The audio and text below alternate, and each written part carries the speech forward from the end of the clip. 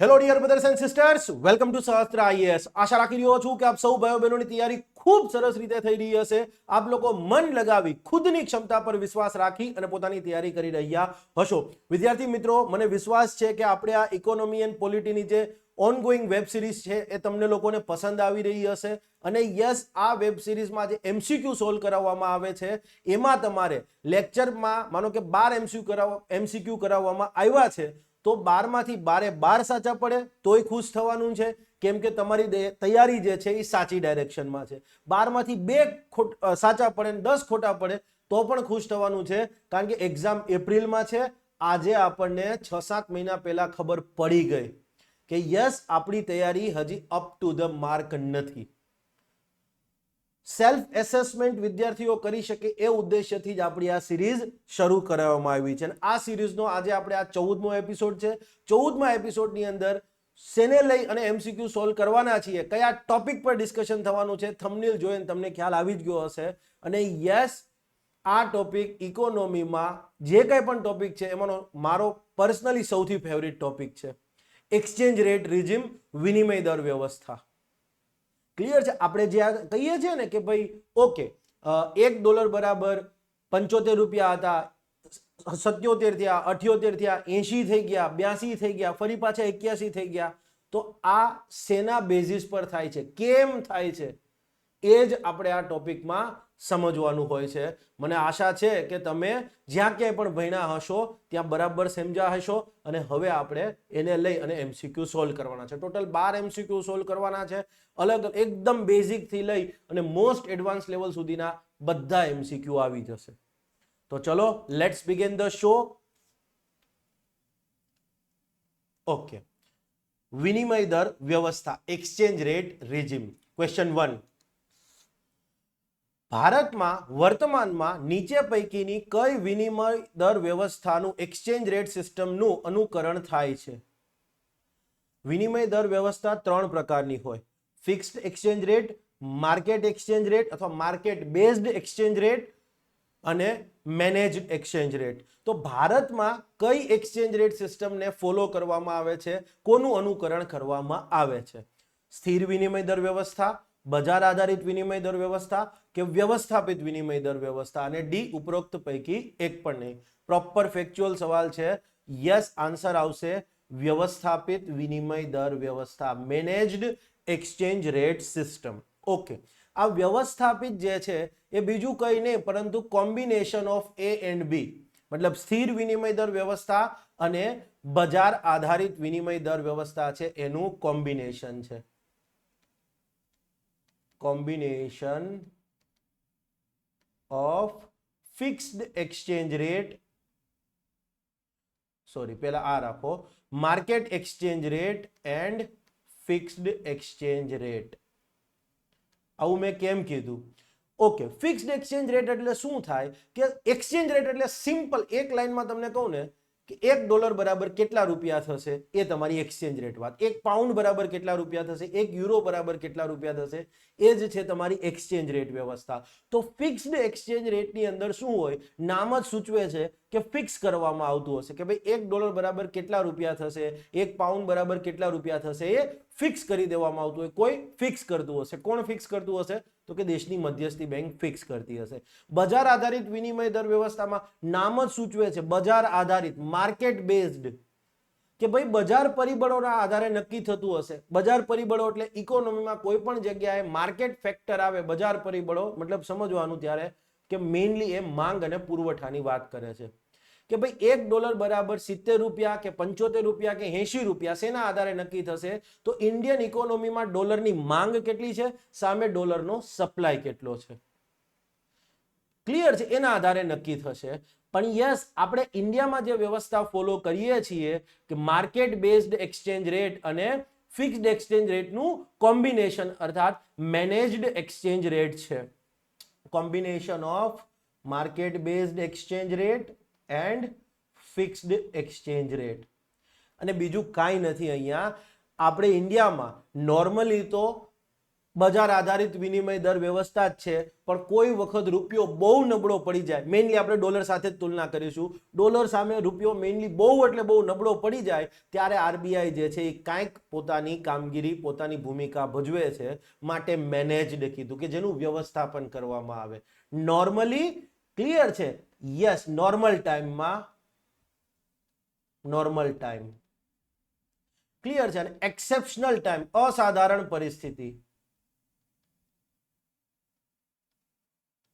exceptional circumstances, clear છે, ત્યારે ત્યારે આરબીઆઈ જે છે એ કાંઈક ભૂમિકા ભજવશે, કાંઈક એવી કામગીરી કરશે.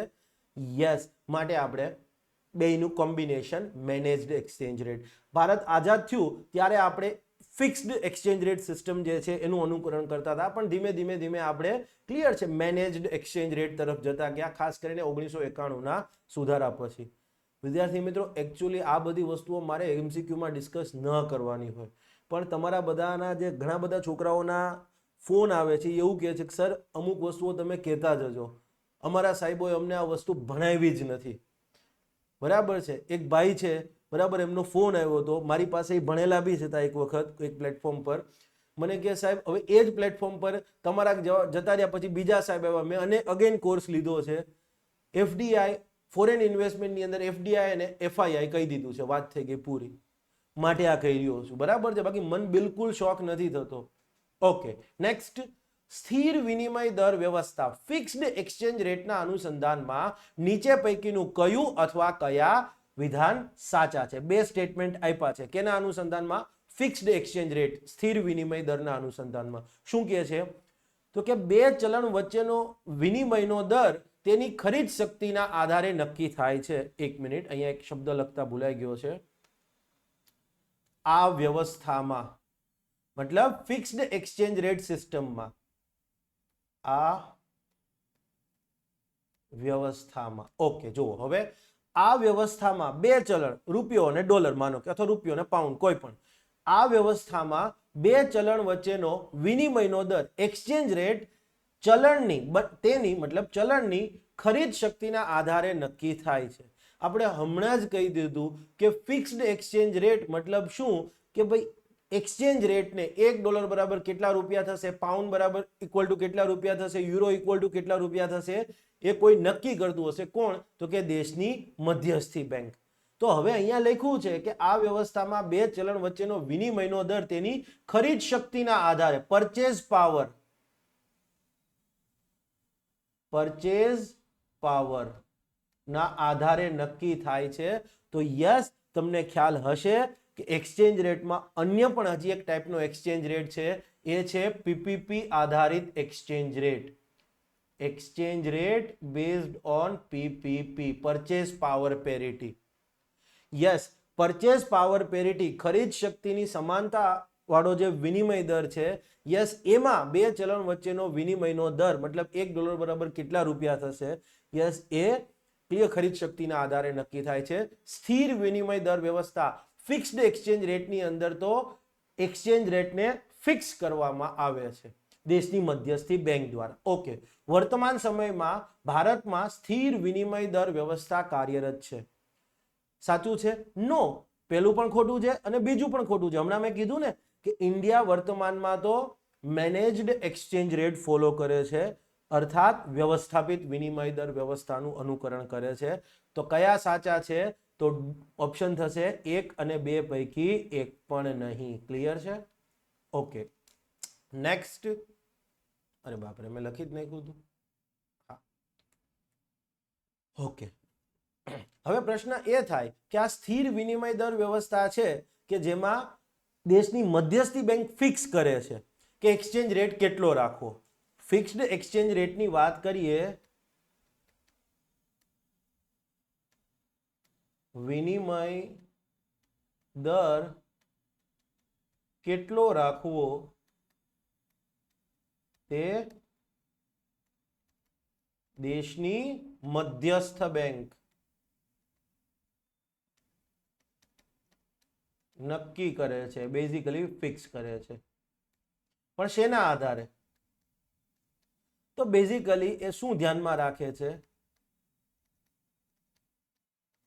તો કે આયાત અને નિકાસની જરૂરિયાત. આયાત દેશમાં આયાત કરવા માટે કેટલા વિદેશી હુંડિયામણ જોઈએ વર્સિસ નિકાસમાંથી કેટલા મળે છે. આયાત નિકાસને ધ્યાનમાં રાખતા ફિક્સ કરવામાં આવે છે, પણ હવે એ ફોલો નથી કરવામાં આવતું, માટે કોઈ આપણે જરૂરિયાત રહેશે નહીં એટલી બધી. આ તો એક્ઝામમાં કદાચ પૂછાઈ જાય. ઓકે, બજાર આધારિત વિનિમય દર વ્યવસ્થા માર્કેટ બેઝડ એક્સચેન્જ રેટ સિસ્ટમના અનુસંધાનમાં 3 વિધાન આપ્યા છે અને પૂછ્યું છે કયું અથવા કયા વિધાન સાચા છે. ઓકે, સ્ટેટમેન્ટ 1, આ વ્યવસ્થામાં અગેન અહીંયા ભૂલાઈ ગયું છે,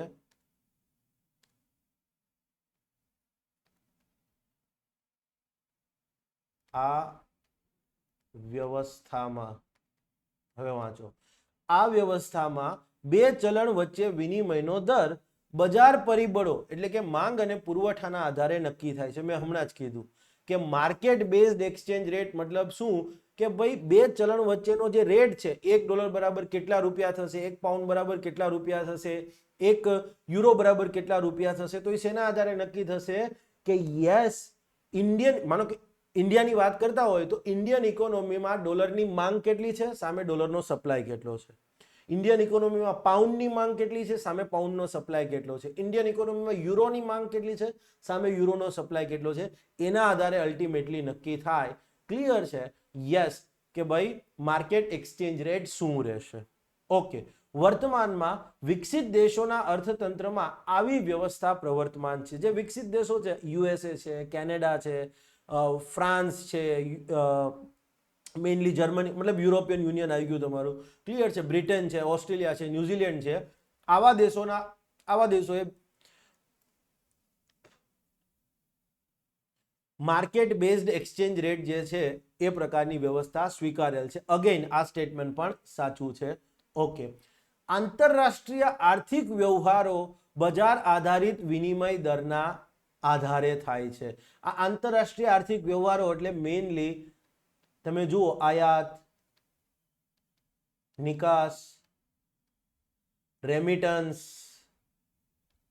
પ્રેક્ષણ ગુજરાતીમાં કહીએ તો, remittance, foreign investment.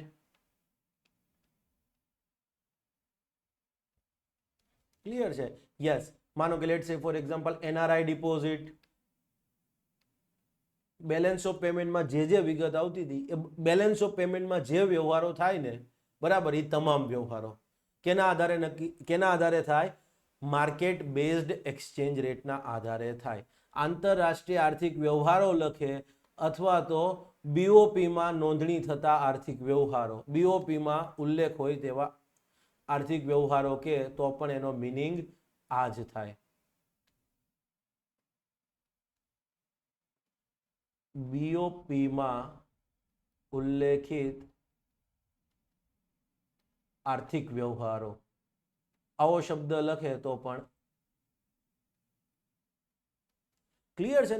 Let's say for example તમે અમેરિકામાં કામ કરો છો, અમેરિકામાં ડોલર કમાવો છો, હવે તમે ઇન્ડિયામાં લેટ્સ સે ફોર એક્ઝામ્પલ મા બાપ માટે ડોલર મોકલો છો, તો ઇન્ડિયામાં તમે લાવો છો, કંઈ ઘર બર બનાવવું છે, ધારો કે તમે $1,00,000 લાયા, તો તમે તો એમ જ કહેશો ને, ભાઈ માર્કેટમાં રેટ ચાલતો હોય એ જ મને મળવો જોઈએ, બરાબર છે. હવે ભારત સરકારે માનો કે $1 બરાબર 80 ફિક્સ કર્યા હોય, માર્કેટમાં 84 ચાલતો હોય, તમે કયો લેશો?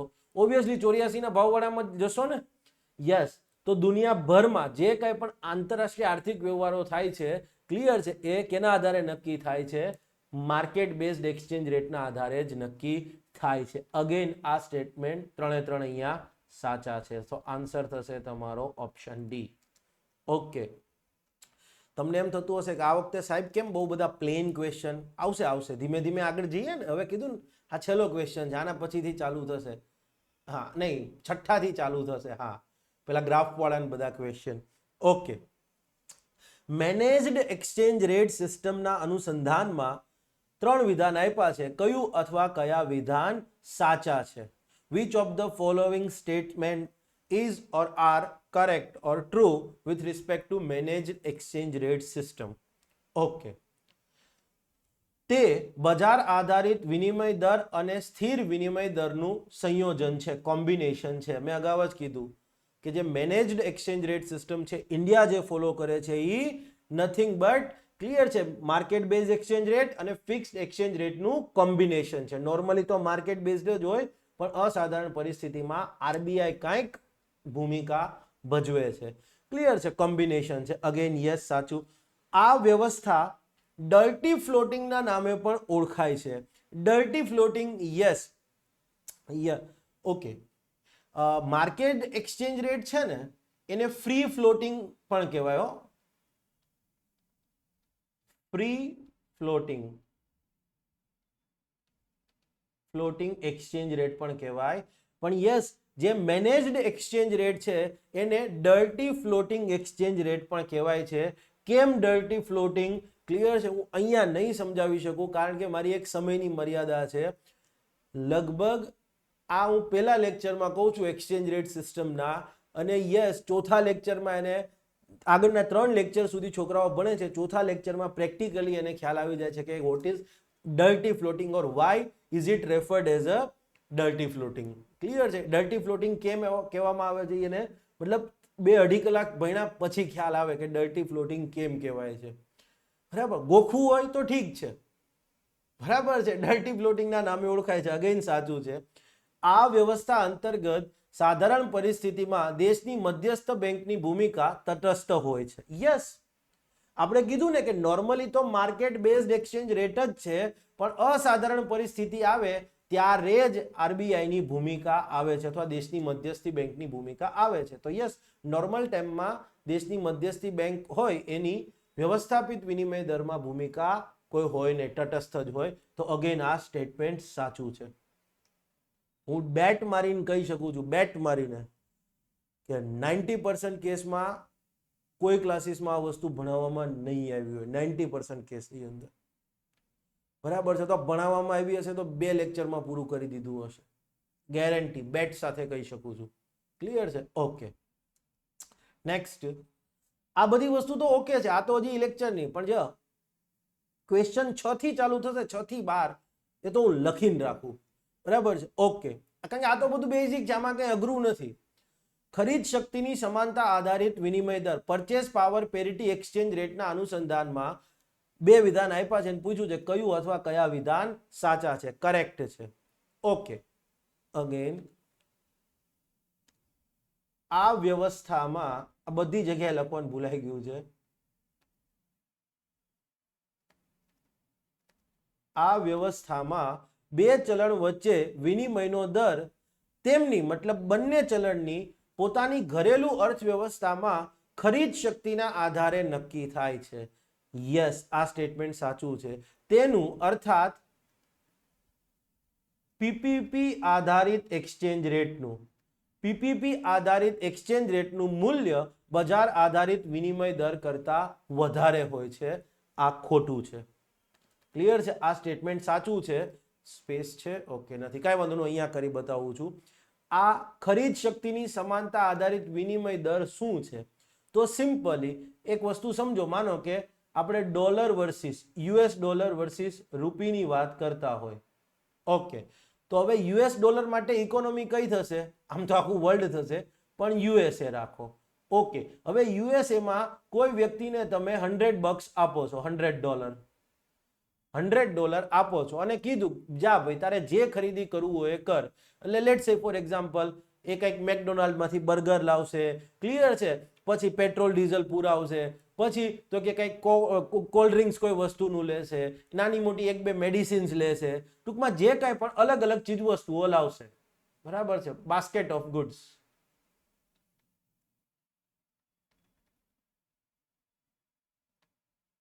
ઓકે, હવે માનો કે આ સેમ વસ્તુ એને ઇન્ડિયામાં ખરીદવાનું કહેવામાં આવે છે.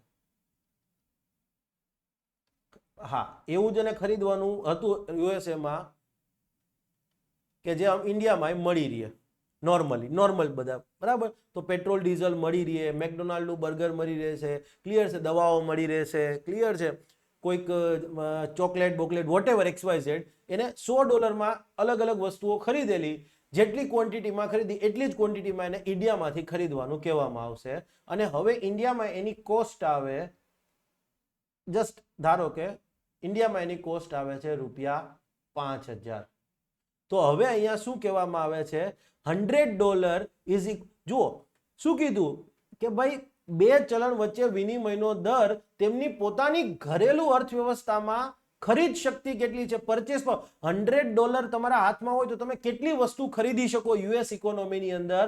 યસ, સામે એટલી જ વસ્તુ ખરીદવા માટે ક્લિયર છે ઇન્ડિયાની અંદર તમારે કેટલા રૂપિયા ખર્ચ કરવા પડશે, ભારતની અંદર કેટલા રૂપિયા ખર્ચ કરવા પડશે.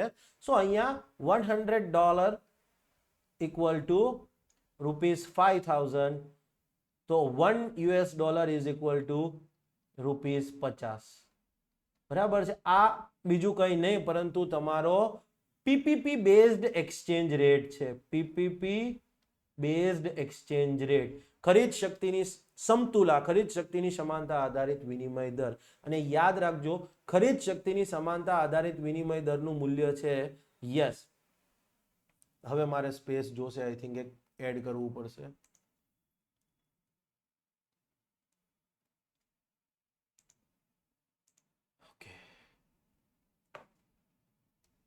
પીપીપી બેઝડ એક્સચેન્જ રેટ એટલે શું, તમે ખ્યાલ આવી ગયો છે. અને અહીંયા બે સ્ટેટમેન્ટ તમારે યાદ રાખવાની છે, બે બાબતો, બે પોઈન્ટ તમારે યાદ રાખવાનો છે. પહેલો પોઈન્ટ કે પીપીપી બેઝડ એક્સચેન્જ રેટ છે અથવા તો માર્કેટ બેઝડ એક્સચેન્જ રેટ, બજાર આધારિત એક્સચેન્જ રેટ છે, એ પીપીપી બેઝડ એક્સચેન્જ રેટ કરતા હંમેશા વધારે હોય. અહીંયા માર્કેટ સમજજો હો, મેનેજડ ના સમજતા. Market exchange rate, market based exchange rate છે, ક્લિયર છે, એ હંમેશા પીપીપી બેઝડ એક્સચેન્જ રેટ કરતા વધારે હોય. આ બે ફેક્ટ છે, યાદ રાખજો. યુપીએસસી માં ઇવન આવી ગયેલી વસ્તુ છે. પણ જ્યારે તમે જીડીપી કરો છો, GDP at the rate market based exchange rate, yes, ઇન્ડિયાનો જીડીપી હશે, આપણે તો રૂપિયામાં હશે, પણ ગ્લોબલી કમ્પેરિઝન કરીએ ત્યારે ડોલરમાં આવે છે, યસ. તો જ્યારે તમે જીડીપી ની વાત કરો છો તો માર્કેટ બેઝડ એક્સચેન્જ રેટ ઉપર તમે જીડીપી નીકાળો, એ જીડીપી યસ વધુ આવશે કે ઓછો, ઓછો આવશે. કેના કરતા? GDP at the rate PPP based exchange rate. Simple mathematics છે, બીજું કશું નથી. સિમ્પલ મેથેમેટિક્સ છે, બરાબર છે.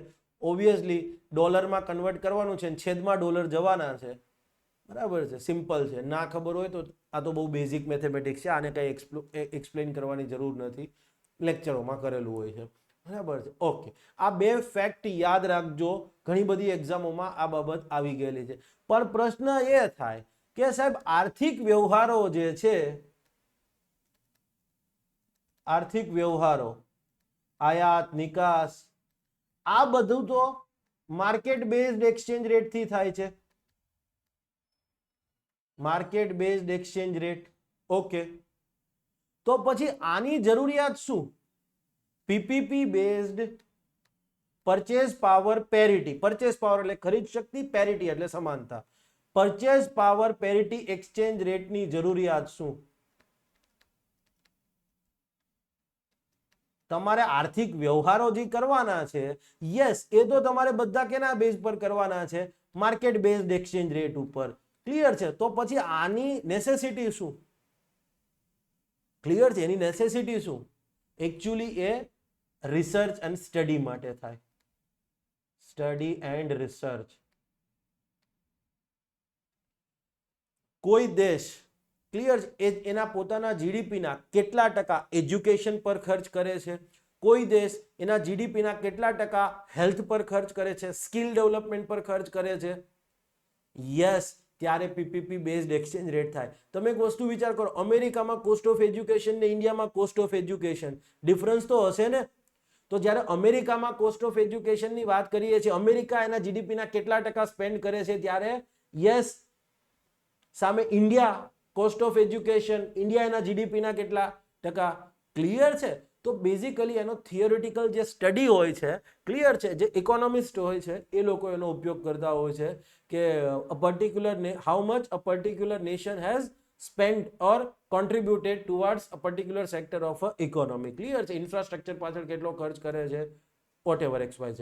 માનો કે લેટ્સ સે ફોર એક્ઝામ્પલ આ વખતનો ઇન્ફ્રાસ્ટ્રક્ચર ડેવલપમેન્ટ પરનો બજેટ એસ્ટિમેટ છે એ 6 એકડા છે, 11,11,111, બરાબર, આટલા કરોડ રૂપિયા ઇન્ફ્રાસ્ટ્રક્ચર પર ખર્ચ થવાના છે, જે જીડીપીના 3.4% છે. પણ સામે અમેરિકા જે કંઈ પણ ટ્રિલિયન્સ ઓફ ડોલરમાં ખર્ચ કરતું હશે તો એના જીડીપીના XYZ% હશે. યસ, ત્યારે આ સ્ટડીમાં ઉપયોગમાં આવે. ક્લિયર છે ભાઈ? આ તમને બધું હું શક્ય હોય એટલું એક્સપોઝર આપવાનો પ્રયત્ન કરું છું, બરાબર છે? એવું ના સમજતા કે આ બધી વસ્તુ આટલી સ્પીડમાં થાય, નેવર, બરાબર છે? આટલી સ્પીડમાં ન જાય. ઓકે, હવે આપણા મેઇન ક્વેશ્ચનો સ્ટાર્ટ થયા. દે ધનાધન. ઓકે, અમેરિકી ડોલર અને ભારતીય રૂપિયોના પરિપ્રેક્ષમાં વાત કરીએ તો રૂપિયાના મૂલ્યમાં નીચે પૈકીનું કયું અથવા કયા ઘસારો કરી શકે છે? રૂપી વર્સિસ ડોલરની વાત કરીએ એવું કહે છે અહીંયા કે તમે ડોલર વર્સિસ રૂપિયાની વાત કરો, અમેરિકી ડોલર વર્સિસ ઇન્ડિયન રૂપીની વાત કરો, ત્યારે રૂપિયાના મૂલ્યમાં નીચે પૈકીનું કયું અથવા કયા ઘસારો કરી શકે? ઘસારો એટલે આખું એક ડેડિકેટેડ એનો લેક્ચર છે, ક્યારે થાય, શું થાય. પણ યસ, અહીંયા તમે એવું સમજી લો, ઘસારો એટલે રૂપિયો ડોલર સામે નબળો પડે. એકદમ સરળ શબ્દમાં આ ક્વેશ્ચન સોલ્વ કરવા માટે, રૂપિયો ડોલરની તુલનામાં નબળો પડે. $1 બરાબર પેલા 50 રૂપિયા થતા હોય, રૂપિયો નબળો પડી જાય છે, હવે $1 બરાબર 60 રૂપિયા થઈ જાય છે. રૂપિયાનું મૂલ્ય ઘટ્યું ને, તો યસ, મૂલ્યમાં ઘસારો. તો કઈ કઈ પરિસ્થિતિ, કઈ અથવા કઈ કઈ પરિસ્થિતિમાં ક્લિયર છે રૂપિયાના મૂલ્યમાં ઘસારો થાય? ક્લિયર છે? ઓકે, ઓપ્શન એ, ભારતીય અર્થતંત્રમાં ડોલરની કુલ માંગ વધે. ઓપ્શન 2, ભારતીય અર્થતંત્રમાં ડોલરનો કુલ પુરવઠો વધે. હવે આપણને ખબર છે રૂપી વર્સિસ ડોલરની વાત કરીએ ત્યારે ડેપ્રિસિએશન બે પરિસ્થિતિમાં જ થાય. રૂપિયાનું ડેપ્રિસિએશન બે પરિસ્થિતિમાં થાય. બે પરિસ્થિતિ. કઈ બે પરિસ્થિતિ? એક તો ઇન્ડિયન ઇકોનોમીમાં ભારતીય અર્થતંત્રમાં ડોલરની કુલ માંગ એડી વધે, અથવા તો બીજી પરિસ્થિતિ છે ભારતીય અર્થતંત્રમાં ડોલરનો કુલ પુરવઠો ઘટે. ક્લિયર છે? કાં તો કુલ માંગ વધે અથવા તો કુલ પુરવઠો ઘટે. આ બે જ પરિસ્થિતિમાં થાય. ઓકે, હું પ્રેક્ટિકલ કરીને પણ તમને સમજાવું છું, ડોન્ટ વરી. ક્લિયર છે? Yes. Let's say for example આ ગ્રાફ છે. મેં કીધું હતું ને, પેલો ગ્રાફ બહુ ઇમ્પોર્ટન્ટ છે, તમને બહુ બધી જગ્યાએ હેલ્પફુલ થશે. આ પ્રાઇસ, આ ક્વોન્ટિટી, આ ઇન્ડિયામાં ડોલરનો સપ્લાય. ક્લિયર છે? યસ. આ ઇન્ડિયામાં ડોલરની માંગ. ક્લિયર છે? ઓકે, હવે તમે જુઓ અહીંયા જે વેલ્યુ આવે ને ગ્રાફમાં, એને આપણે એક્સચેન્જ રેટ તરીકે કહીએ છીએ.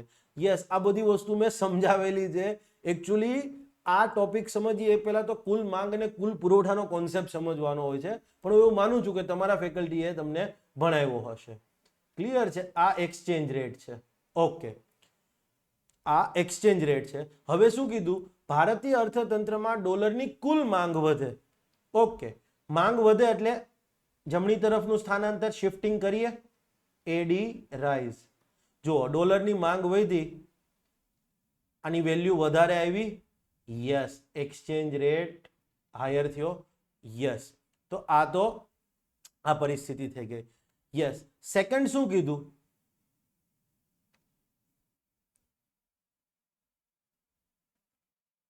આઈ થિંક મારે થોડી વાર માટે ખસી જવું જોઈએ. યસ. ઓકે, હવે સેકન્ડ પરિસ્થિતિ શું છે? ઓકે, પ્રાઇસ વર્સિસ ક્વોન્ટિટીનો ગ્રાફ છે. યસ, આ ઇન્ડિયાની ઇકોનોમીમાં ડોલરનો સપ્લાય છે. યસ, આ ઇન્ડિયાની ઇકોનોમીમાં ડોલરની કુલ માંગ છે અને કુલ પુરવઠો છે. યસ, આ તમને જે મળે છે એ nothing but exchange rate, market exchange rate કહેશો તો પણ ચાલશે. ક્લિયર છે? માર્કેટ એક્સચેન્જ રેટ કયો તો પણ ચાલે, એમાં કાંઈ ખોટું નથી. ઓકે,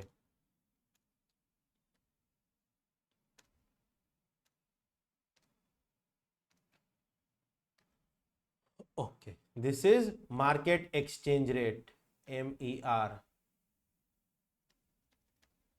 ઓકે, હવે શું કીધું? કાં તો કુલ માંગ વધે અથવા તો ક્લિયર છે કુલ પુરવઠો જે છે એ શું થાય છે? ઘટે ત્યારે. તો ચલો કુલ પુરવઠો આપણે ઘટાડીએ છીએ. Let's see. જમણી તરફ જાઓ તો વધારો થાય, ડાબી તરફ આવો તો ઘટાડો થાય. ક્લિયર છે? કુલ પુરવઠો આપણે ઘટાડીએ છીએ. આ ઘટાડો. ક્લિયર છે? AS ઘટાડેલો. હવે તમે જુઓ શું થયું? અગેન એક્સચેન્જ રેટ વધ્યો. યસ, પણ અહીંયા શું કીધું છે? કુલ પુરવઠો વધે જ્યારે એકચ્યુઅલીમાં કુલ પુરવઠો ઘટે ત્યારે થાય. કુલ પુરવઠો વધે ત્યારે શું થાય ખબર છે તમને? ત્યારે ક્લિયર છે ઓલરેડી માર્કેટ એક્સચેન્જ રેટ નીચે આવે. કુલ પુરવઠો વધે ત્યારે એકચ્યુઅલી રૂપિયો એપ્રિશિએટ થાય, ડેપ્રિશિએટ નહીં. આ પરિસ્થિતિમાં રૂપિયો એપ્રિશિએટ થશે. રૂપિયો ડોલર સામે મજબૂત બને એકચ્યુઅલીમાં. એપ્રિશિએશન ઓફ રૂપી.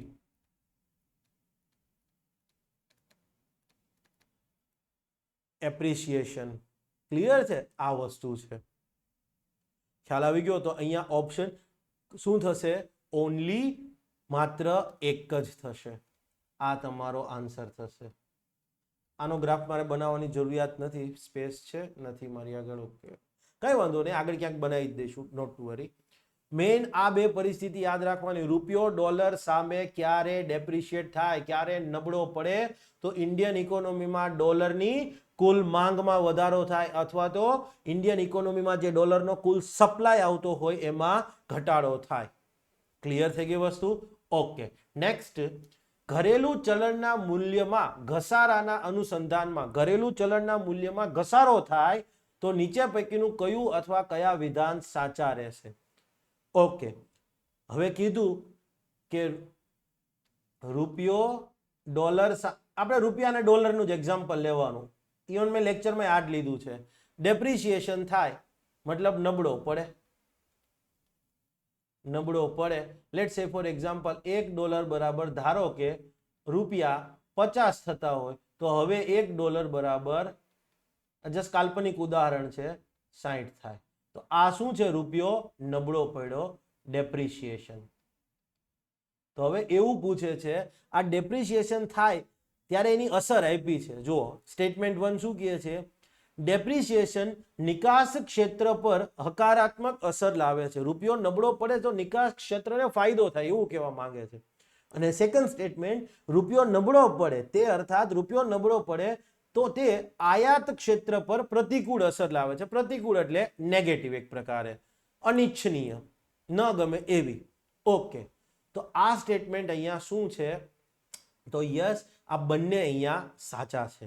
કઈ રીતે? ઓકે, પહેલા આને સમજવાનો પ્રયત્ન કરીએ. નિકાસ ક્ષેત્ર પર હકારાત્મક અસર લાવે છે. ઓકે, જોઈએ. હવે તમે એક વસ્તુ વિચાર કરો. સોફ્ટવેર કંપની છે, સોફ્ટવેર કંપની એ નિકાસ કરે છે અને હવે એને 1 લાખ એનું બિલ આવે છે, $1 લાખ USD. હવે નોર્મલી $1 બરાબર 50 હોય તો એને કેટલા મળતા હતા? 50 લાખ મળતા હતા. પણ હવે રૂપિયો ઘસાય અને $1 બરાબર 60 થઈ ગયો છે તો હવે એને 60 લાખ મળશે ને? યસ. તો રૂપિયો જ્યારે રૂપિયાના મૂલ્યમાં ઘસારો આવે, ક્લિયર છે, ત્યારે ક્લિયર છે હંમેશા નિકાસ ક્ષેત્રને ફાયદો થાય. જે નિકાસ થતી હોય એને હંમેશા બેનિફિટ મળશે. ઇન શોર્ટ, રૂપિયાનું મૂલ્ય ઘસાય ત્યારે ઘણી બધી વખત એક્સપોર્ટર્સ છે એ વધુ ને વધુ ચીજવસ્તુઓ છે એની નિકાસ કરે. કેમ? કારણ કે હવે એને હાયર પ્રાઇસ ઉપર, ક્લિયર છે, રૂપિયા મળવાના હોય. આવું કેમ થાય છે તો એ પ્રેક્ટિકલી મેં સમજાવ્યું છે કોમ્પિટિટિવનેસના માધ્યમથી, પણ અત્યારે અહીંયા સમજવાની જરૂર નથી. ઓકે, આયાત ક્ષેત્ર પર પ્રતિકૂળ અસર લાવે છે. હવે તમે let's say for example crude ઓઇલની આયાત કરો છો, ક્રૂડ ઓઇલ ક્લિયર છે, એની પ્રાઇસ ધારો કે $70 પ્રતિ બેરલ, $70 પ્રતિ બેરલ છે. તો હવે $1 બરાબર 50 રૂપિયા હતા ત્યારે 3500 રૂપિયાનું બેરલ પડતું હતું ક્રૂડ ઓઇલનું, પણ રૂપિયો ડેપ્રિશિએટ થયો, ઘસાઈ ગયો અથવા નબળો પડ્યો ડોલર સામે, અને હવે $1 બરાબર 60 થઈ ગયા. તો જે ક્રૂડ ઓઇલનો ભાવ ક્લિયર છે 3500 રૂપિયામાં તમને આખું બેરલ મળતું હતું ક્રૂડ ઓઇલ, એ સીધું થઈ ગયું શું? ખ્યાલ આવી ગયો? 4200 રૂપિયા થઈ ગયા. આ ધારવાનું છે હો. યસ, આ 50 અને 60 નું એક્ઝામ્પલ આખા ચેપ્ટરમાં મેં લીધું છે, કારણ કે ગણતરીઓ તમારી બહુ ઈઝી કરી દે છે, એમસીક્યુ સોલ્વ કરવામાં બહુ હેલ્પફુલ થાય છે. ધારો $1 બરાબર 50 છે, ઘસાઈ ગયો, રૂપિયો નબળો પડ્યો, મતલબ $1 બરાબર 60 રૂપિયા થઈ ગયા. That's all. એ જ ઘસારો છે ને, રૂપિયો નબળો પડે એટલે. Okay, yes. તો હવે તમને એમ માનતા હોય કે રૂપિયો ઘસાય તો એક્સપોર્ટ વાળાને ફાયદો થાય, તો યાદ રાખજો જે આયાત કરીએ છીએ એને બહુ નુકસાન છે, આયાત બહુ મોંઘી થઈ જાય. અને કદાચ તમે એક શબ્દ સાંભળ્યો હશે, આયાતી ફુગાવો. એટલે પેલું જેવું સ્ટેટમેન્ટ આવ્યું કે ઓહો નિકાસને ફાયદો થાય, તો ભાઈ જવા દો ના, એકચ્યુઅલીમાં એ બેનિફિટ નહીં, ઇન્ડિયાના કેસમાં તો નહીં જ બેનિફિટ થાય. ક્લિયર છે? માટે તમે જોયું હશે કે રૂપિયાનું અવમૂલ્યન, બરાબર છે, રૂપિયાનું ડીવેલ્યુએશન, અવમૂલ્યન એટલે ડીવેલ્યુએશન આપણે ઇન્ડિયામાં ના પાડવામાં આવે છે. ક્લિયર છે? યસ. તો આનો જવાબ શું થશે? બંને સાચા છે. યસ, આ તમારો આન્સર થશે. ઓકે, ક્લિયર છે? Okay, next. હવે કોઈ મહેરબાની કરીને એમાં કમેન્ટમાં એવું ના લખી દેતા કે સાહેબ આ આખું ચેપ્ટર જ ભણાવી દો, બરાબર છે. યસ, અને છતાંય તમને એમ ઈચ્છા હોય કે ભાઈ આ ચેપ્ટર આખું ભણાવી દેવામાં આવે તો કહેજો, બરાબર છે. યસ. Okay, next. ઘરેલું ચલણના મૂલ્યમાં વૃદ્ધિ, એપ્રિસિએશન. ડેપ્રિસિએશન એટલે રૂપિયો ડોલર સામે નબળો પડતો હતો, હવે એપ્રિસિએશનની વાત કરી છે. એપ્રિસિએશન અર્થાત રૂપિયો ડોલર સામે મજબૂત બનશે. ઘરેલું ચલણના મૂલ્યમાં વૃદ્ધિ અર્થાત આપણે અહીંયા આવા ક્વેશ્ચનમાં છે ને સિમ્પલ રૂપી વર્સિસ ડોલર લઈ લેવાનું. એપ્રિસિએશન એટલે શું? તો કે રૂપી વર્સિસ ડોલરના કેસમાં રૂપિયાની તમે વાત કરતા હોય તો રૂપિયો ડોલર સામે મજબૂત થાય, મજબૂત બને. યસ, રૂપિયો ડોલર સામે મજબૂત બને. અને simply let's say for example $1 બરાબર 60 રૂપિયા થતા હોય તો હવે રૂપિયો મજબૂત બની ગયો છે. પેલા તમે 60 રૂપિયા આપો ત્યારે $1 થતો, $1 આપતા હતા, હવે રૂપિયો મજબૂત થઈ ગયો અને ધારો કે 50, હવે 50 જ રૂપિયા આપો એટલે $1 મળી જાય છે. તો કોની વેલ્યુ વધી? પેલા 60 રૂપિયા આપવા પડતા હતા ત્યાં $1 મળતો હતો, હવે તમને 50 રૂપિયા આપો ત્યાં જ $1 મળી જાય છે. તો આ એપ્રિસિએશન. ડેપ્રિસિએશન એટલે શું? પેલા 50 રૂપિયા આપો $1 મળી જતો હતો, હવે 60 રૂપિયા આપવા પડે છે $1 લેવા માટે. ઇટ મીન્સ રૂપિયાની વેલ્યુ ઘટી, મૂલ્યમાં ઘસારો આવ્યો. સિમ્પલી. ઓકે, તો ઘરેલું ચલણના મૂલ્યમાં એપ્રિસિએશન થાય તો એના અનુસંધાનમાં બે વિધાન આપ્યા છે, કયું અથવા કયા સાચા છે. એપ્રિસિએશન નિકાસ ક્ષેત્ર પર પ્રતિકૂળ અસર લાવે છે. ડેપ્રિસિએશનમાં નિકાસને ફાયદો થતો તો એપ્રિસિએશનમાં નિકાસને નુકસાન જશે, પ્રતિકૂળ અસર. યસ, તે અર્થતંત્રમાં થતી આયાત સસ્તી બનાવે છે. યસ, અર્થતંત્રમાં થતી આયાત સસ્તી બનાવે છે, આ પણ સાચું છે. ઓકે, પ્રેક્ટિકલી સમજી લઈએ. નિકાસ ક્ષેત્ર પર પ્રતિકૂળ અસર આવે છે. અગેન આપણે સેમ સોફ્ટવેર કંપની,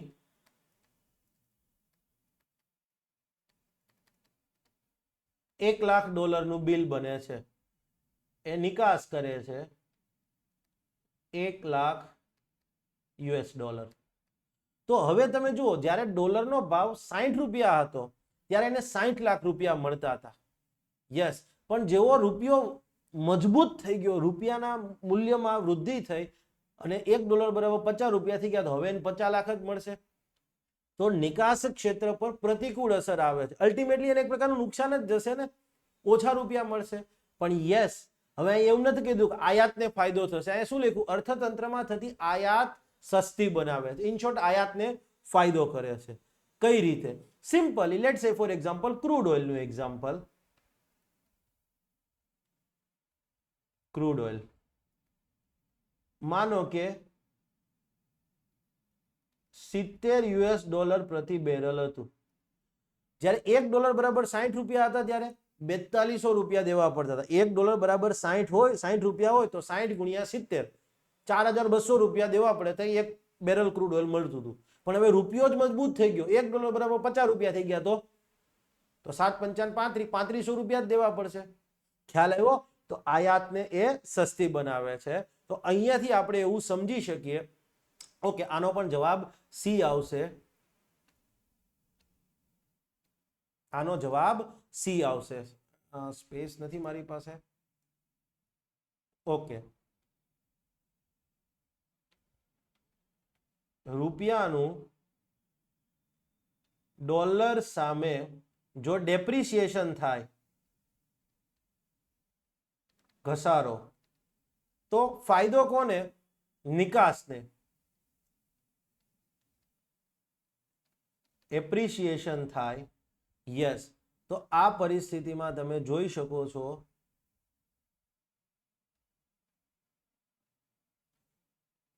યસ, ફાયદો કોને અને નુકસાન કોને? અને નુકસાન. રૂપિયો ડેપ્રિશિએટ થાય, રૂપિયાના મૂલ્યમાં ઘસારો થાય તો ફાયદો કોને થાય? તો કે યસ, નિકાસ ક્ષેત્રને ફાયદો થાય. પણ ત્યારે નુકસાન કોને જશે? આયાત કરતા હોય એવા ક્ષેત્રોને નુકસાન જશે. સામે રૂપિયાના મૂલ્યમાં વૃદ્ધિ આવે, રૂપિયો મજબૂત બને છે તો ફાયદો કોને થાય છે? આયાત ક્ષેત્રને. ક્લિયર છે? અને નુકસાન કોને જાય છે? નિકાસ ક્ષેત્રને. આખે આખું પ્રેક્ટિકલી ક્લિયર છે? છોકરાઓને મેં લેક્ચરમાં સમજાવ્યું, આખે આખું ક્લિયર છે? આ બધી વસ્તુઓ જે છે ક્લિયર છે, છોકરાઓને સમજાવેલી છે પ્રેક્ટિકલી. ક્લિયર છે? કોઈ એટલે કોઈ જ પેલું નહીં, સિમ્પલી એમ કહી શકાય ને,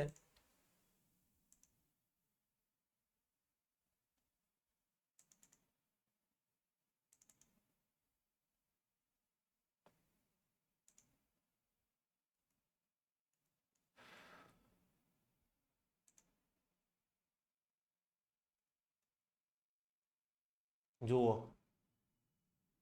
આ વિનિમય દર એટલે શું, એની જરૂરિયાત કેમ પડે, અલગ અલગ પ્રકારના વિનિમય દરની વાત કરી. સ્થિર વિનિમય દર, બજાર આધારિત વિનિમય દર અથવા તો તરલ વિનિમય દર. યસ, તો આ simply ADAS. Managed exchange rate શું છે? સામાન્ય પરિસ્થિતિમાં ક્લિયર છે, બજાર પરિબળો વાળો જ છે અને અસામાન્ય પરિસ્થિતિમાં દેશની મધ્યસ્થી બેંક હસ્તક્ષેપ કરે છે. આ કીધું તું ને, સામાન્ય સ્થિતિ બજાર આધારિત વિનિમયનો દર, અસામાન્ય સ્થિતિ પછી દેશની મધ્યસ્થી બેંક કંઈક હસ્તક્ષેપ કરે. શું હસ્તક્ષેપ કરે? યસ, એ સમજીએ છીએ. આ બજાર પરિબળો આધારિત વિનિમય દર ખરીદ શક્તિ આધારિત વિનિમય દર કરતાં હંમેશા વધારે હોય છે. પણ જીડીપી પીપીપી બેઝ વાળાનો વધારે હોય. તમે જુઓ પીપીપી બેઝ ઉપર ઇન્ડિયાનો જીડીપી જોશો ને તો ઇન્ડિયા 3જા નંબરની થર્ડ લાર્જેસ્ટ ઇકોનોમી હશે. પણ માર્કેટ બેઝ એક્સચેન્જ રેટ ઉપર જોશો ને તો તમે આપણે 5મા 6ઠા નંબર ઉપર આવીએ છીએ. ઓકે, હવે જો આ ડેપ્રિસિએશન, એનું સોલ્યુશન રિવેલ્યુએશન. રૂપિયો વધારે પડતો નબળો પડી જાય તો એનું પુનઃ મૂલ્યાંકન કરવું પડે. આરબીઆઈ કરે, કોઈક રીતે કરતી હશે. રૂપિયો વધારે પડતો મજબૂત બની જાય તો એ પછી આરબીઆઈએ કંઈક કરીને એનું અવમૂલ્યન કરવું પડતું હશે. આ બધી વસ્તુઓ કારણો સહિત કીધું ને, કુલ માંગમાં વધારો થાય તો ડેપ્રિસિએશન, કુલ પુરવઠામાં ઘટાડો થાય તો પણ ડેપ્રિસિએશન. કઈ કઈ પરિસ્થિતિમાં કુલ માંગ વધે, કઈ કઈ પરિસ્થિતિમાં સપ્લાય ઘટે, આ બધું સમજાવેલું છે.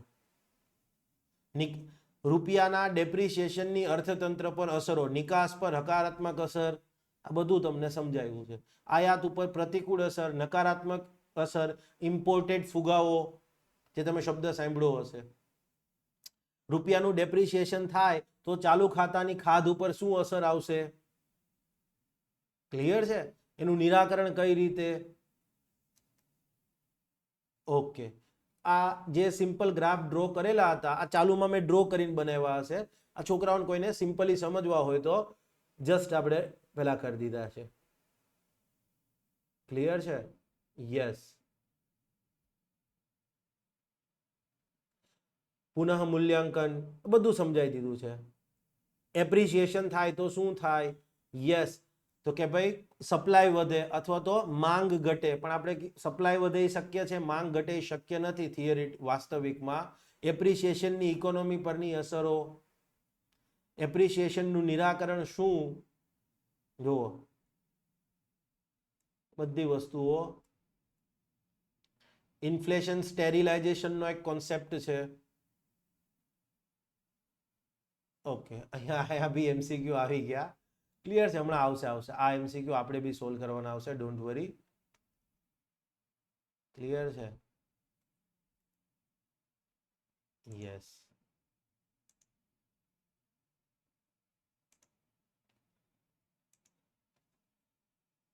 હોપફુલી તમને લોકોને મજા આવી રહી હશે. Okay,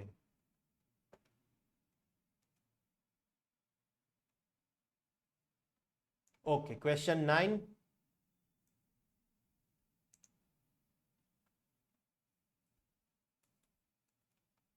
okay. નીચે જણાવેલ વિધાનો ધ્યાનમાં લો તથા આપેલ વિકલ્પોમાંથી યોગ્ય વિકલ્પ જવાબ તરીકે પસંદ કરો. જો હવે ઓલા ક્વેશ્ચન આપ્યા છે 1 અને 2 બંને સાચા છે, 2 એ 1 ની સાચી સમજૂતી છે, 2 એ 1 ની સાચી સમજૂતી નથી, આ પ્રકારનો ઓપ્શન આપ્યા છે. તો આવા ક્વેશ્ચનમાં મેં તમને શું કીધું છે? આંખો વીંચીને પહેલા તો બંને સ્ટેટમેન્ટને ઇન્ડિપેન્ડન્ટલી સ્વતંત્ર રીતે જોવાના અને ચેક કરવાના કયું સાચું છે અને કયું ખોટું છે. તો ચલો, ઘરેલું ચલણના મૂલ્યમાં વૃદ્ધિ મતલબ રૂપિયાનું એપ્રિસિએશન. રૂપિયાનું એપ્રિસિએશન થવા, ઘરેલું ચલણના મૂલ્યમાં વૃદ્ધિ મતલબ રૂપિયાનું એપ્રિસિએશન. આપણે સમજવા માટે રૂપિયો ડોલર સામે મજબૂત બને. ઓકે, ઘરેલું ચલણના મૂલ્યમાં વૃદ્ધિ થવાથી સામાન્યતઃ નિકાસમાં ઘટાડો થાય છે. હમણાં આપણે કીધું હતું ને, યસ, હમણાં જ સમજી ગયા કે ઘરેલું ચલણના મૂલ્યમાં વૃદ્ધિ થાય, એપ્રિસિએશન થાય તો નિકાસ છે એની ઉપર પ્રતિકૂળ અસર આવે. યસ, નિકાસમાં ઘટાડો થાય છે. આ સ્ટેટમેન્ટ સાચું છે. ઘરેલું ચલણના મૂલ્યમાં વૃદ્ધિ, રૂપિયાનું ડોલર સામે મજબૂત બનવું, ઘરેલું નિકાસની આંતરરાષ્ટ્રીય સ્તરે કિંમતની દ્રષ્ટિએ સ્પર્ધાત્મકતા ઓછી કરે છે. કિંમતની દ્રષ્ટિએ મેં તમને બોલ્યો હતો કે કોસ્ટ કોમ્પિટિટિવનેસની વાત, પણ અહીંયા એવું નહીં સમજાવી શકું કારણ કે બહુ ટાઈમ બગડી જશે. ક્લિયર છે? માટે ઓકે.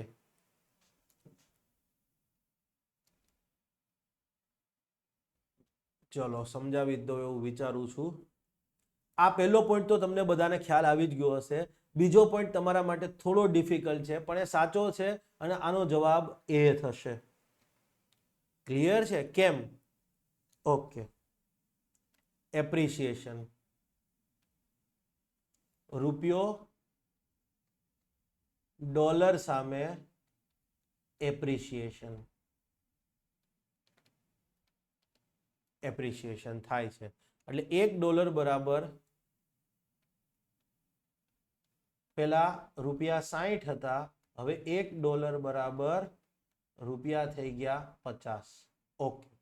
ધારો કે ઇન્ડિયામાંથી યુએસએ એક્સપોર્ટ થાય છે, નિકાસ થાય છે ટી શર્ટ. ઓકે. ટી શર્ટની વેલ્યુ જે છે એ રૂપિયા 300 છે. આ 60, 50, 300 બહુ ઇઝી એક્ઝામ્પલ થઈ જાય છે બધા ક્વેશ્ચનની અંદર. તો હવે $1 બરાબર 60 હતા ત્યારે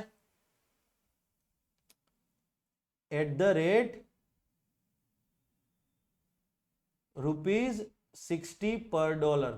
$1 બરાબર 60 રૂપિયા હોય ત્યારે અમેરિકન વ્યક્તિને કેટલા રૂપિયા આપવા પડે છે? ઓનલી $5. $5 જ એને થઈ જાય છે. પણ હવે માનો કે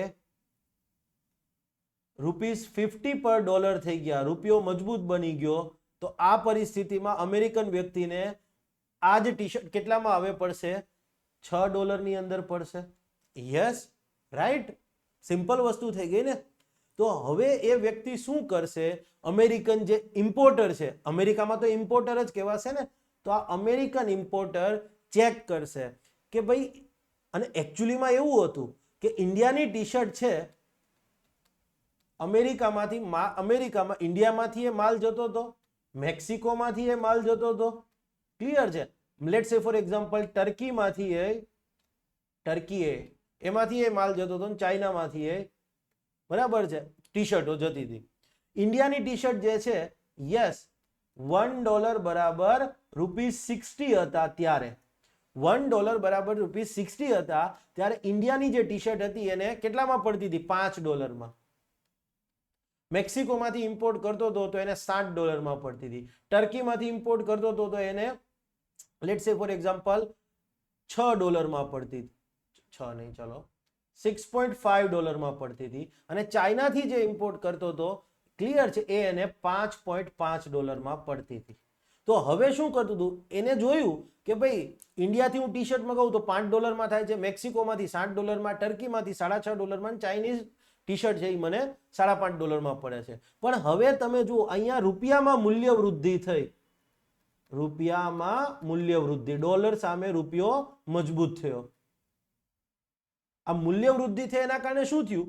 પેલા $1 બરાબર 60 હતા, હવે $1 બરાબર 50 થઈ ગયા. તો એને સેમ ટી શર્ટના $6 આપવા પડશે. જ્યારે $1 ઇઝ ઇક્વલ ટુ ₹50 થઈ જાય છે. આ પરિસ્થિતિમાં એને શું થશે? તો યસ, હવે એને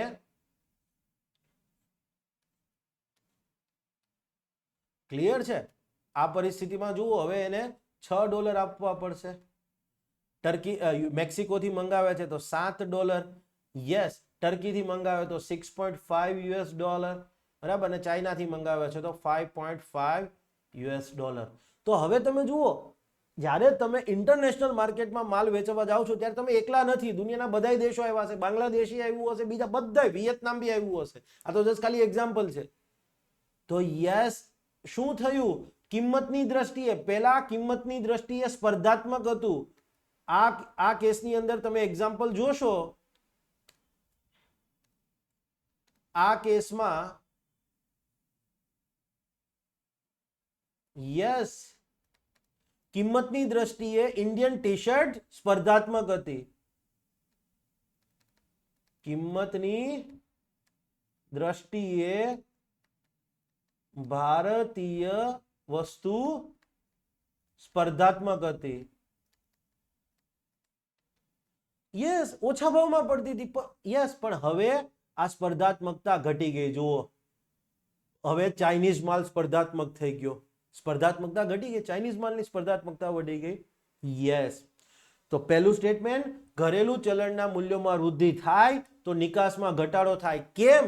તો કે આંતરરાષ્ટ્રીય બજારમાં ઘરેલું ચલણના મૂલ્યોમાં વૃદ્ધિ થઈ તો આંતરરાષ્ટ્રીય બજારમાં, ઇન્ટરનેશનલ માર્કેટમાં તમારા ચીજવસ્તુની, તમારા માલની કિંમતની દ્રષ્ટિએ સ્પર્ધાત્મકતા ઓછી થાય છે. માટે 1 અને 2 બંને સાચા છે. 2 એ વિધાન 1 ની સાચી સમજૂતી છે.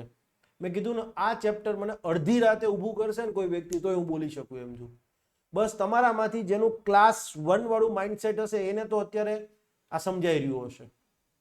બરાબર છે? ઓકે. અને માઇન્ડસેટ ડેવલપ થાય, હો, માઇન્ડસેટ બાય બોર્ન ના હોય. વ્યક્તિ પોતાનું માઇન્ડસેટ ડેવલપ કરે કે મારે કઈ દિશામાં જવું છે. ઓકે. ક્વેશ્ચન 10, નીચે જણાવેલ વિધાનો ધ્યાનમાં લો. અગેન સેમ ક્વેશ્ચન છે. ઓકે. શું જોઈશું? પહેલા બંને સ્ટેટમેન્ટને સ્વતંત્ર રીતે ચેક કરીશું કે કયું સાચું છે ને કયું ખોટું છે. ઓકે. ઘરેલું ચલણના મૂલ્યમાં ઘસારો, રૂપિયો ડોલર સામે નબળો પડે. યસ, ઘરેલું ચલણના મૂલ્યમાં ઘસારો થવાથી સામાન્યતઃ ઘરેલું અર્થતંત્રમાં કરવામાં આવતી આયાતમાં વધારો થાય છે. રૂપિયો ડેપ્રિશિએટ થાય, રૂપિયાના મૂલ્યમાં ઘસારો થાય, રૂપિયો નબળો પડે તો આયાત વધે કે ઘટે? શું થતું? આયાત ઉપર તો નકારાત્મક અસર આવતી હતી ને. રૂપિયો ડેપ્રિશિએટ થાય છે, રૂપિયો ડોલરની સામે ડેપ્રિશિએટ થયો તો આયાત ઉપર શું અસર આવી? નકારાત્મક અસર આવી ને. યસ, આયાત મોંઘી બને છે. આયાત જે છે આયાતને તો નુકસાન થાય છે, આયાત મોંઘી બને છે. તો આયાતમાં વધારો થાય નહીં, આયાત મોંઘી બને છે માટે ઘટાડો થાય છે. ઘટાડો થાય કેમ કે આયાત મોંઘી થઈ જાય છે, બની જાય છે. $1 બરાબર 50 રૂપિયા હતા, રૂપિયો ડોલર સામે નબળો પડ્યો, ઘસારો થયો, $1 બરાબર 60 રૂપિયા થઈ ગયા. ક્રૂડ ઓઇલ $70 પર બેરલ હતું, 60 રૂપિયા 50 રૂપિયા ભાવ હતો ત્યારે 3500 માં જ ક્રૂડ ઓઇલનું બેરલ મળતું હતું, 60 રૂપિયા થઈ ગયા તો હવે 4200 માં. આયાત તો મોંઘી બની માટે ઘટાડો થાય છે. સ્ટેટમેન્ટ 1 ખોટું છે. Option D is a correct answer. Statement B સાચું છે. ઘરેલું ચલણના મૂલ્યમાં ઘસારો ઘર આંગણે આયાત મોંઘી બનાવે છે. જો કીધું તું ને, ક્લિયર છે. આવા ક્વેશ્ચન પૂછાય ને તો બહુ ઈઝી વસ્તુ છે. ભગવાનને પ્રાર્થના કરવાની કે એમાંથી એક સ્ટેટમેન્ટ ખોટું હોય, જે ખોટું હોય ને અમને ખબર પડી જાય. ક્લિયર છે, એટલે પતી ગયું. Okay, next. નીચે પૈકીની કેટલી પરિસ્થિતિ ભારતીય રૂપિયાના મૂલ્ય ઘસારામાં પ્રોત્સાહક બની શકે? 5 પરિસ્થિતિ આપી છે અને કીધું છે કે કઈ કઈ પરિસ્થિતિમાં રૂપિયાના મૂલ્યમાં ઘસારો થશે. મતલબ હવે રૂપિયાના મૂલ્યમાં મૂલ્ય ઘસારો એમાં પ્રોત્સાહક બનશે, મતલબ રૂપિયાના મૂલ્યમાં જે ડેપ્રિસિએશન થાય છે એનું કારક બનશે. ક્લિયર? ઇન શોર્ટ, રૂપિયો ડોલર સામે, ત્યાં ડોલરની જ વાત છે, ઇન્ટરનેશનલ માર્કેટની વાત કરીએ, ડોલર સામે નબળો પડવામાં ભૂમિકા ભજવશે.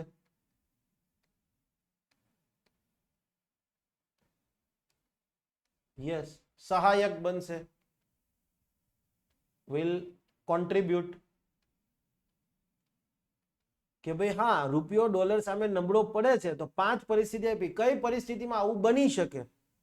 હવે આપણે એક જ વસ્તુ યાદ રાખવાનું છે, ડેપ્રિસિએશન થાય છે, રૂપિયાનું ડોલર સામે શું થયું?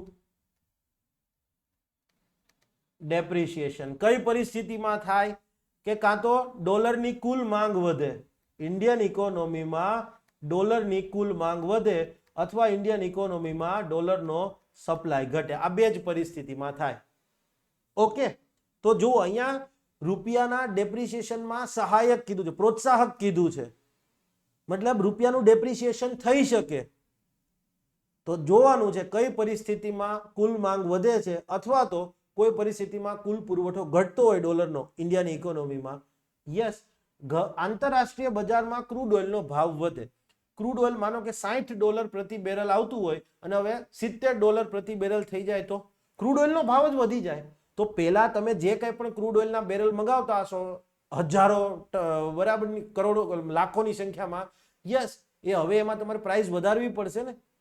ધારો કે તમે ઇન્ડિયન ઇકોનોમીમાં 100 બેરલ ક્રૂડ ઓઇલ મંગાવો છો, એક બેરલનો ભાવ $60 છે, તો 100 ગુણ્યા 60 $6000 આપવા પડે છે.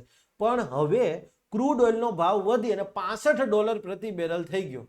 તો આવી પરિસ્થિતિ, માનો કે તમે 60 પાછા 100 બેરલ જ મંગાવો છો, જસ્ટ એક રેન્ડમ એક્ઝામ્પલ છે, તો 100 ગુણ્યા 65 $6500 આપવા પડશે. તો પહેલા તમારે $6000 ક્રૂડ ઓઇલ પર ખર્ચ કરવાના થતા હતા, હવે 6500 કરવાના થશે, મતલબ એડીમાં વધારો થશે. તો યસ, આ પરિસ્થિતિમાં થશે. ઘર આંગણે સોનાની આયાત વધે. પેલા માનો કે 1 લાખ ટન સોનું મંગાવ્યું હોય, હવે 1 લાખ ને બદલે 1.5 લાખ ટન સોનું આવે. જસ્ટ એક કાલ્પનિક એક્ઝામ્પલ છે, બરાબર. 1.10 લાખ ટન સોનું આવે તો હવે તમારે ઉપરના 10,000 કિલોના ખ્યાલ આવ્યો. ઉપરના 1 લાખ, ધારો કે તમે 1 લાખ કિલો, સિમ્પલ 1 લાખ ટને નહીં, 1 લાખ કિલો સોનું મંગાવતા હોય તો 1 લાખ કિલો સોનાના પૈસા દેવા પડે. પણ હવે 1.10 મતલબ 1 લાખ કિલો માથે બીજું 10,000 કિલો. ક્લિયર છે? યસ. તો હવે રૂપિયા ઉપરના 10,000 ના ચૂકવવા પડશે. Yes, again. અને હજી એનાથી સિમ્પલ એક્ઝામ્પલ, ચલો આ મોટો ફિગર ખોટો. ભારતની ઇકોનોમીમાં 1 કિલો સોનું મંગાવવામાં આવે છે, તો 1 કિલો સોનાની પ્રાઇસ જે કાંઈ પણ હશે એ આપવી પડશે, 2 કરોડ 2.5 કરોડ જે હશે એ, બરાબર છે. પણ હવે માનો કે ભારતની ઇકોનોમીમાં 2 કિલો સોનું આયાત થાય તો 2 કિલો સોનાના પૈસા આપવા પડશે ને આંતરરાષ્ટ્રીય બજારમાં તો તમારે ડોલરમાં જ પેમેન્ટ કરવાનું છે. યસ, એડી વધશે. એકચ્યુઅલી આ ચેપ્ટર એટલું ડિટેલમાં મેં સમજ્યું છે ને કે મારા મગજમાં ફિગર્સ એ મોટા જ સીધા આવે, પછી યાદ રાખવાનું. ક્લાસરૂમમાં હોય તો બહુ મજા આવે તમને આ ભણવાની. ઓકે, ભારતમાં આવનારા પ્રવાસીઓની સંખ્યા વધે. પ્રવાસીઓ વધે, આપણે કહે છે ને અતિથિ દેવો ભવ, ટુરિસ્ટ આવશે તો વિદેશી હુંડિયામણ પ્રાપ્ત થશે. મતલબ અહીંયા AS ડોલરનો સપ્લાય વધશે. જ્યારે અહીંયા શું કીધું, ડોલરનો સપ્લાય ઘટવો જોઈએ. મતલબ આ પરિસ્થિતિ આવશે નહીં. આપેલ તમામ માટે તો વિકલ્પ જ જતો રહ્યો. ઓકે, ભારતમાં આવનારા પ્રેક્ષણ રેમિટન્સ વધે. ફોરેન થી જે રૂપિયો આવે છે એ વધે તો એ લોકો તો ડોલર લઈને જ આવશે ને, તો અગેન અહીંયા AS વધશે. તો આ પણ નહીં આવે, તો માત્ર 3 વાળો ઓપ્શન એ નીકળી ગયો. હવે કોર્પોરેટ જગત દ્વારા લેવાતા બાહ્ય વ્યાપારિક ઋણ વધે. સોરી, સ્લીપ ઓફ ટંગ એક એરર થઈ છે, ઘટે લખ્યું છે. ભારતમાં આવનારા પ્રેક્ષણ ઘટે. દર વર્ષે ઇન્ડિયામાં 80 થી 90 બિલિયન ડોલર રૂપિયા, 80 થી 90 બિલિયન ડોલર રૂપિયા નહીં, સોરી, 80 થી 90 બિલિયન ડોલર રેમિટન્સના ફોર્મમાં આવે છે. પણ હવે શું કીધું છે, આ રેમિટન્સ ઘટે. રેમિટન્સ ઘટે મીન્સ સપ્લાય ઘટશે, તો આ પરિસ્થિતિ આવશે. ઓકે, નેક્સ્ટ, કોર્પોરેટ જગત દ્વારા લેવાતા બાહ્ય વ્યાપારિક ઋણ અથવા તો બાહ્ય વાણિજ્યક ઋણ, એક્સટર્નલ કોમર્શિયલ બોરોવિંગ્સ. ભારતની કોઈ કંપની છે એ વિદેશમાં બોન્ડ બહાર પાડીને રૂપિયા લે, વિદેશની બેંક પાસેથી લોન લે, એને કહેવાય બાહ્ય વ્યાપારિક ઋણ. બાહ્ય એટલે દેશની બહારથી લેવામાં આવે. કોણ લે છે? ભારતની કોઈ કંપની લે છે, કોર્પોરેટ સેક્ટર લે છે, વાણિજ્ય કંપની લે છે. તો અલ્ટિમેટલી ભારતની બહારથી જે કંઈ પણ લોન લેવામાં આવતી હશે, ભારતની બહાર બોન્ડ બહાર પાડીને પૈસા ઉભા થયા હશે, એ અગેન ડોલરમાં હશે. ક્લિયર છે? આ ઋણ ડોલરમાં હોય. અને હવે શું કીધું છે, ભારતીય કોર્પોરેટ જગત એ ઋણ લે છે, મતલબ એ ડોલર ઇન્ડિયામાં આવે.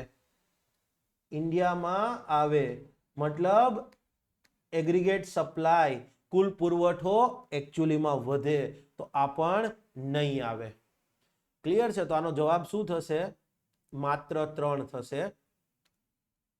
આનો જવાબ થશે માત્ર 3 પરિસ્થિતિમાં જ આ શક્ય છે. Clear? Next. Okay, last question. ભારતીય રૂપિયાના પુનઃ મૂલ્યાંકન રીવેલ્યુએશન બાબતે નીચે જણાવેલ વિધાનો ધ્યાનમાં લો. 2 વિધાન આપ્યા છે અને ઓપ્શન અલગ કર્યા છે. જુઓ, મેં 2 વિધાન આપ્યા છે. ઓપ્શન પહેલું, રૂપિયાના પુનઃ મૂલ્યાંકનમાં રીવેલ્યુએશનમાં આરબીઆઈ દ્વારા ભારતીય બજારમાં વિદેશી મુદ્રાનું વેચાણ કરવામાં આવે છે. રૂપિયાનું પુનઃ મૂલ્યાંકન ક્યારે થાય? પહેલા તો એક સ્લાઇડ એડ કરી દઉં છું.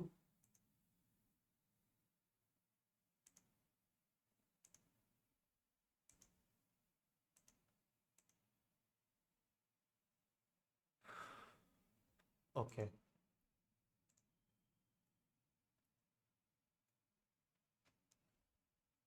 રૂપિયાના પુનઃ મૂલ્યાંકનમાં, હવે પુનઃ મૂલ્યાંકન ક્યારે કરવું પડે? એકચ્યુઅલી એવું છે, રૂપિયો ડેપ્રિશિએટ જો વધારે પડતો થઈ ગયો હોય, રૂપિયો વધારે પડતો જો ડેપ્રિશિએટ થઈ ગયો હોય, ક્લિયર છે, તો એનું સોલ્યુશન શું છે? વધારે પડતો રૂપિયો નબળો પડી ગયો હોય તો કઈ આયાત ક્ષેત્રને નુકસાન થોડું દેવાય. તો એનું સોલ્યુશન શું છે? રૂપિયો જો વધારે પડતો ડેપ્રિશિએટ થઈ જાય, વધારે પડતો નબળો પડી જાય, તો એનું સોલ્યુશન છે રૂપિયાનું એપ્રિશિએશન, મૂલ્ય વૃદ્ધિ. મેં કીધું ને, નોર્મલ ટાઈમમાં બજાર આધારિત વિનિમય દર જ છે. વધારે પડતો નબળો પડી જાય, અસાધારણ પરિસ્થિતિ આવી ગઈ, તો આરબીઆઈ હવે કંઈક પગલાં લેશે અને રૂપિયાનું એપ્રિશિએશન કરશે. Okay, sorry, revaluation, slip of tongue, revaluation શબ્દ આવશે. વધારે પડતો નબળો પડી ગયો છે, ઘસારો થઈ ગયો છે, તો હવે એનું મૂલ્યાંકન પાછું કરશે, રીવેલ્યુએશન. ઓકે, પણ રૂપિયો વધારે પડતો મજબૂત થઈ ગયો, જો વધારે પડતો રૂપિયો મજબૂત નહીં સારો, જો આવી પરિસ્થિતિમાં ડિવેલ્યુએશન કરશે. ક્લિયર છે? યસ. તો હવે અહીંયા રીવેલ્યુએશનની વાત કરી છે અને શું કીધું છે કે રૂપિયાના રિવેલ્યુએશનમાં આરબીઆઈ દ્વારા ભારતીય બજારમાં વિદેશી મુદ્રાનું વેચાણ કરવામાં આવે છે. હવે તમે એક વસ્તુ વિચાર કરો, રૂપિયાના ડિવેલ્યુએશનનું સોલ્યુશન, ડેપ્રિસિએશનનું સોલ્યુશન છે એ રિવેલ્યુએશન છે. આ રિવેલ્યુએશન ક્યારે કરવામાં આવે, ક્યારે થાય, તો કે ડેપ્રિસિએશનના નિરાકરણ રૂપે.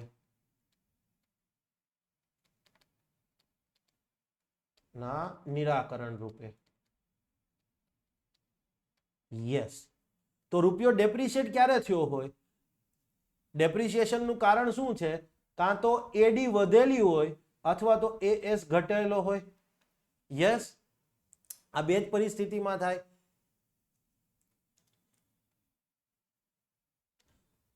આ તમે અમુક વસ્તુ સમજેલા નહીં, માટે મારા બધી વસ્તુ અત્યારે કરવી પડે છે.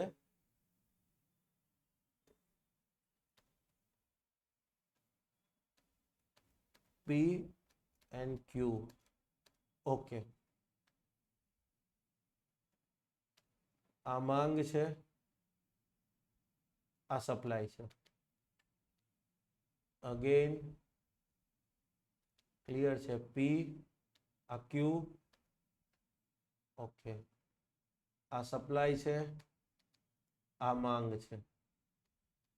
હવે ડેપ્રિસિએશન ક્યારે થાય, રૂપિયાનું ડેપ્રિસિએશન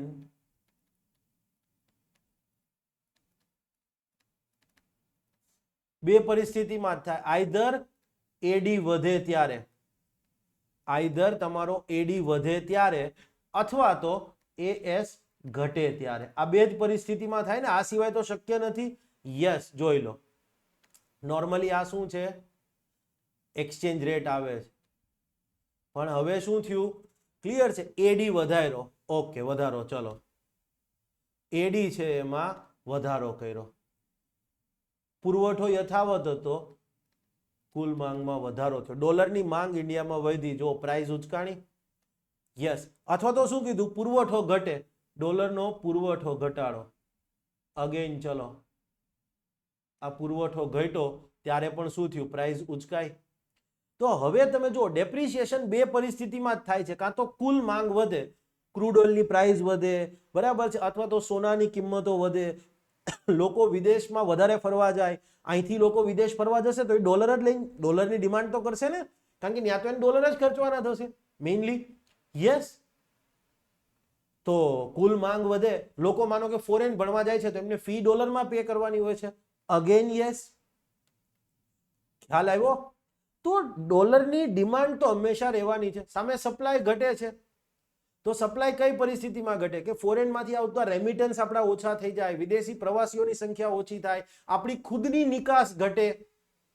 તો હવે તમે એક વસ્તુ વિચાર કરો, આરબીઆઈ શું કહી શકે, ડિમાન્ડ ઘટાડી શકે? ના. આરબીઆઈ લોકોને કહી શકે કે તમે ફરવા જાઓમાં, તમે ફોરેન ભણવા જાઓમાં, કારણ કે ડોલરની માંગ વધી રહી છે. આરબીઆઈ એવું કરી શકે કે ભાઈ હવે આપણે ક્રૂડ ઓઇલ નહીં મંગાવીએ, એ તો જરૂરિયાત છે. ઇન્ડસ્ટ્રીયલ લેવલ પર જે ચીજવસ્તુ આયાત કરવામાં આવે છે એને આરબીઆઈ ના પાડી શકે? ના, એ તો જરૂરી છે. તો આરબીઆઈ કોઈ પણ પરિસ્થિતિમાં ડોલરની જે વધેલી માંગ છે એને નહીં ઘટાડી શકે, પણ જે પુરવઠો ઘટી ગયો છે, ફોરેનથી રેમિટન્સ આવતા હતા એ ઓછા થઈ ગયા, વિદેશી પ્રવાસીઓ ઓછા આવી ગયા, આપણી ખુદની નિકાસ ઘટી. તો હવે આરબીઆઈ એમાં ક્લિયર છે, શું કરી શકે, સોલ્યુશન રૂપે આરબીઆઈ જે ઘટેલો પુરવઠો છે એને વધારશે. આરબીઆઈ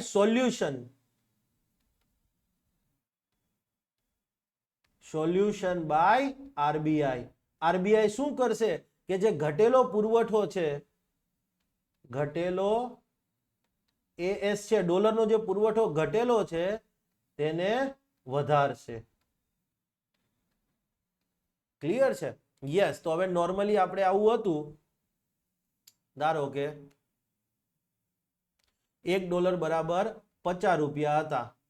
ક્લિયર છે? Yes, normally. અને હવે ઘસારો થઈ ગયો અને વધ્યા, $1 બરાબર 60 થઈ ગયા. ઓકે, તો હવે આ પરિસ્થિતિમાં ચેક કરો, રૂપિયાનો ઘસારો તો થઈ ગયો છે. યસ,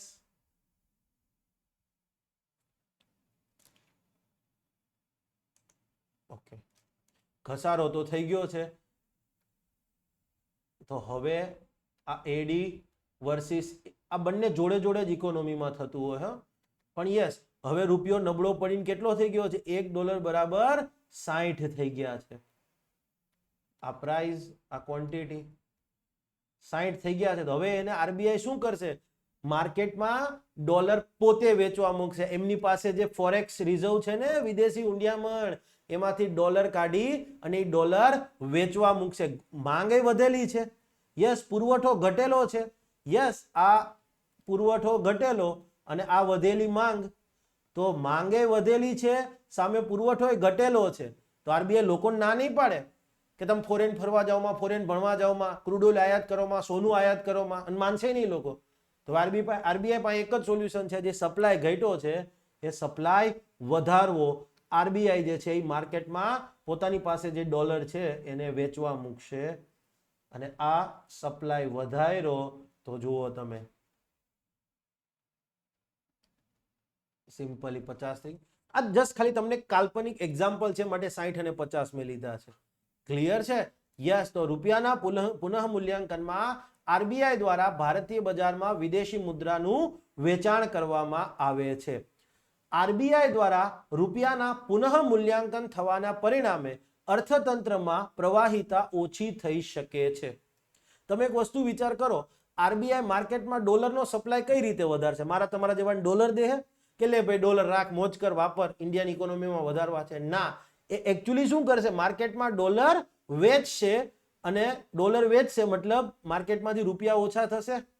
આરબીઆઈ બજારમાં ડોલર વેચશે.